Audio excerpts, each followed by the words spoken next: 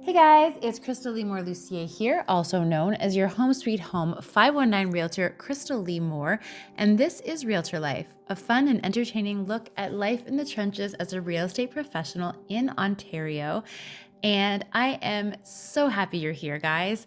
It has been a little bit because I did what we all need to do and I went on vacation. And I actually chose, normally I would do a continued vacation podcast, and I decided to take a break. So I'm back fresh faced.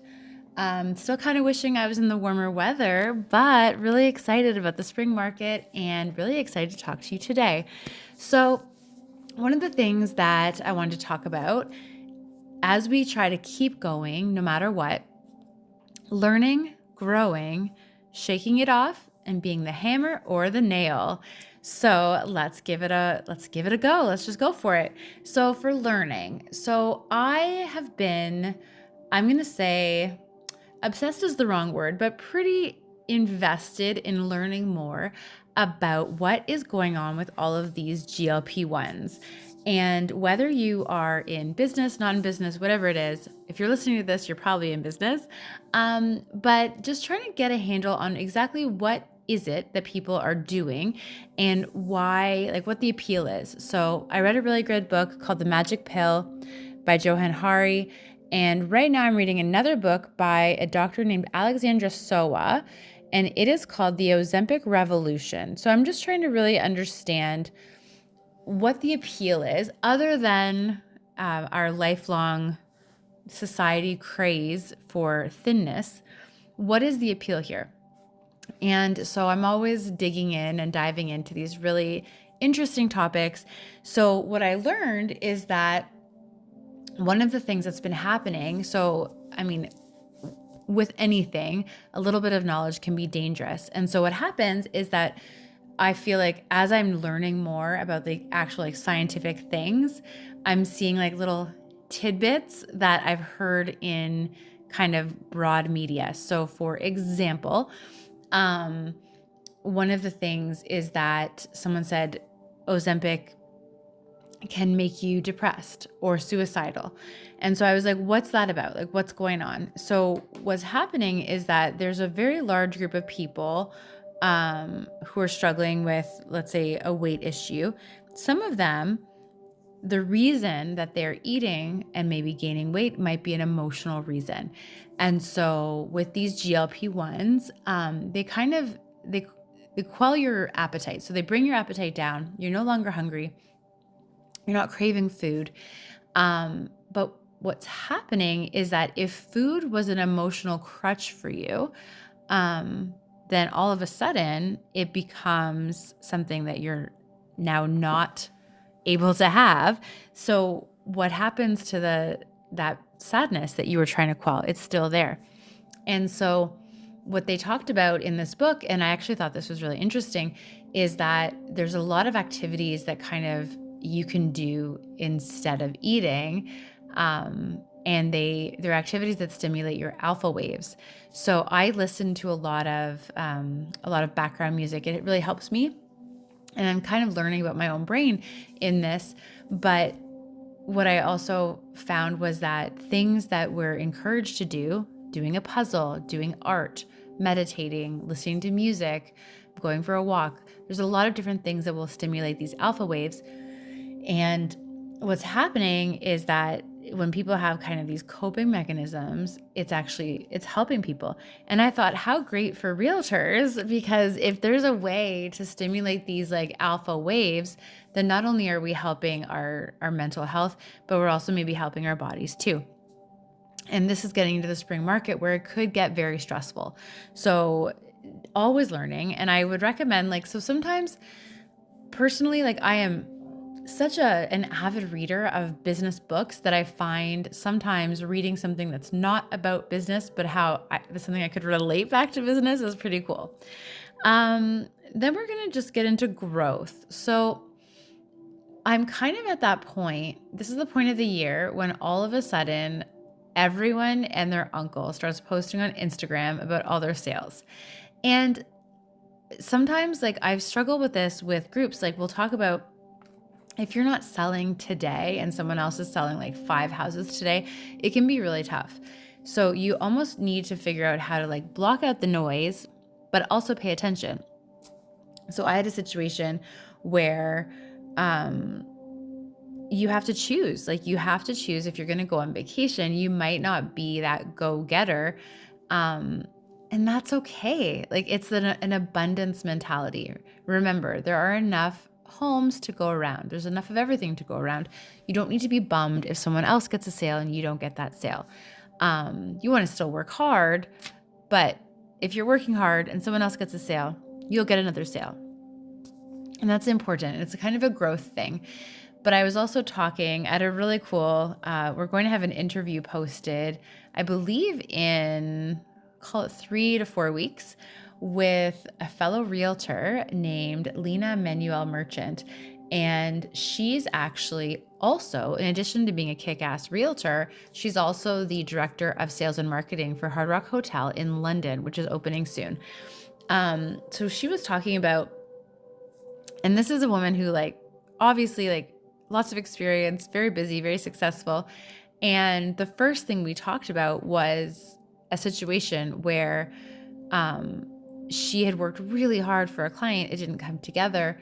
They ended up going with someone else and just having to like experience that. And what people forget, and I think this is where I don't know how to teach the public this. I really don't, but we take everything so personally. Like some people will think it's just business. But for us, it's not just business. It's time away from our families. It's time away from sleep. It's putting our whole heart and soul into this business and then feeling like people aren't supporting us. And I mean, whether it's in a farm area, you really have to hang on tight to that abundance, because I find like I feel so grateful for all the clients I get in my farm area.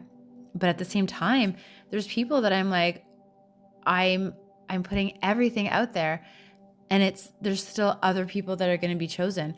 And you almost just have that growth period is like, sometimes it's me and sometimes it's them. And that's okay, right? Abundance. There's enough to go around.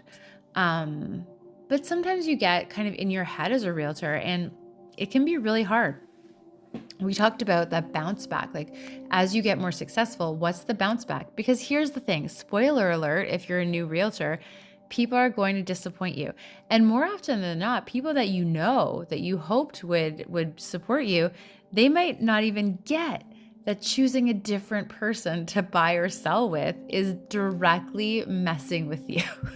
Like they just don't get it. They don't understand that if you don't sell a house, you get 0. And if you do sell a house, you get a portion of that, but a portion of the commission, and not of 0. But it is hard to have that chat because we always get so uncomfortable talking about money with people. And so if there could be like a PSA that I would put out, it would be like, hey guys, we don't do it only for money, but we don't get paid unless we sell. And so for people to understand that randomly choosing a realtor that you don't know, it's really hard on the people that know you. And a lot of the time we'll have like family or friends. And this is a very common thing that people come to me and they're just very frustrated. Family and friends will just choose another realtor. Met them at an open house. We hit it off. And you're like, okay, so you don't get that like all the times you've called me and I've helped you and now you're choosing someone else. And they honestly, your family and friends might think that you're doing really well. Like, why does it matter? Well, of course it matters. It's directly saying that you're not the person for them. And so can we bounce back from that feeling and just say, you know what? I'm supposed to help the people that I help, and I'm not supposed to help the people that I don't help. Can it be that simple? I hope so. It is really tough though in that moment. We've all been there. And I mean, guys, there are people that like relationships, friendships, family breaks up over this stuff. I have some colleagues and they're just given deals all the time. Like this person, that person, here. Not because they're better. They just, that's the vibe that they have with those people. I have other people, they're just not getting, they don't get that kind of support. They get amazing, amazing support from their clients, but maybe friends and family aren't so supportive. So however you're building your business, just know you are helping the people you're supposed to help, and you're not helping the people that you're not supposed to help. And that's it. Kind of like what Chris Voss says, you're either the favorite, supposed to help, or the fool, not supposed to help. I'm just saying it nicer. Sorry, Chris. Okay, so when we're dealing with that bounce back, we can think about it as like shaking it off. So shake it off. That's what we do with our kids. Little shoulder shimmy. Sometimes we just shake off that bad energy, shoulder.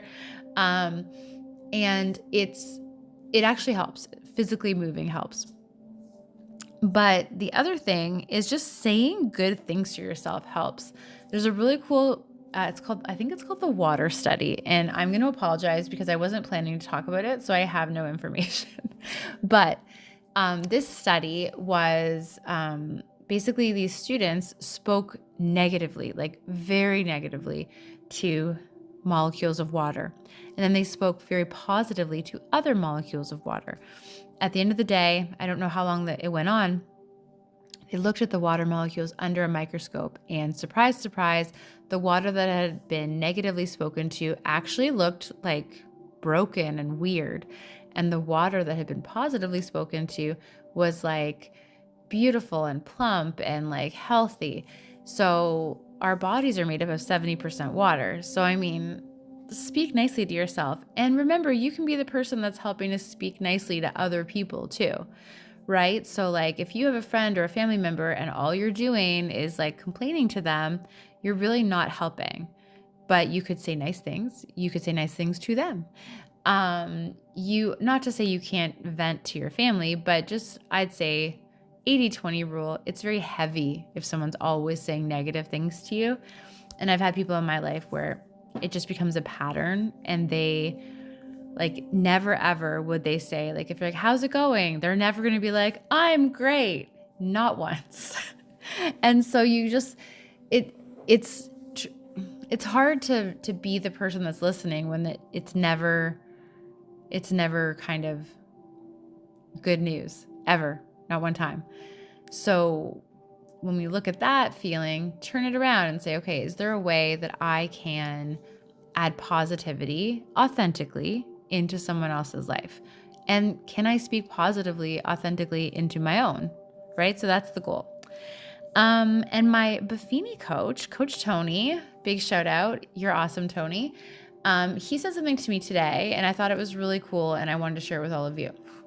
So Tony was talking about kind of how to deal with setbacks or negativity. Like, what do you do?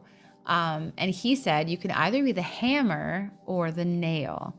And he said, Krystal, you are the hammer. And in a lot of situations, it basically just means you're leading, and you want to be around other hammers. So if you're a hammer, you're an action taker. Now, if you're a nail, let's say you're a follower, you're responding you're reacting. You want to respond. You're reacting to things around you. You're kind of impulsively doing things, and you're just like following the flow and kind of feeling lost. Take a beat, stop, and is there a way that you can be an action taker? Can you be a hammer? And can you be around other people that are making an impact too? So you can all take action together, all make an impact together. And you know what? The rising tide raises all ships. So maybe you can all help each other together. That was his advice to me, and I thought it was really, really good advice, because when we get into a climate, which I have to say, it does feel less heavy right now than it has for the last few weeks. We get into a climate where people are negative or angry. It's cold outside, it's dark outside. It can be really hard to keep that kind of joy spark lit, right? But my mantra for this year is radiate. And I've kind of turned that into a sentence, which is seek, not a sentence, three words with periods: seek, find, be. And it kind of resonates, and I hope it resonates with you. But whatever you're doing, whatever you're learning, whatever you're going through, just figuring out, can you be an action taker and can you find a way to shake off the negativity and move forward so you can actually make a difference in people's lives, help the people you're supposed to help, and don't worry about the people that you're not helping. So all that to say, guys, our 3 lessons today: to learn, keep growing, shake it off, and be the hammer/action taker. So this is Krystal Lee Moore Lucier, also known as your Home Sweet Home 519 Realtor. Thank you for listening to Realtor Life. Love every moment of this, and I'm very excited about our next few interviews. I think you will all love them. If you're interested in becoming a guest or being a guest and being interviewed, let me know. Just drop me a line, and I hope you all have a fantastic day.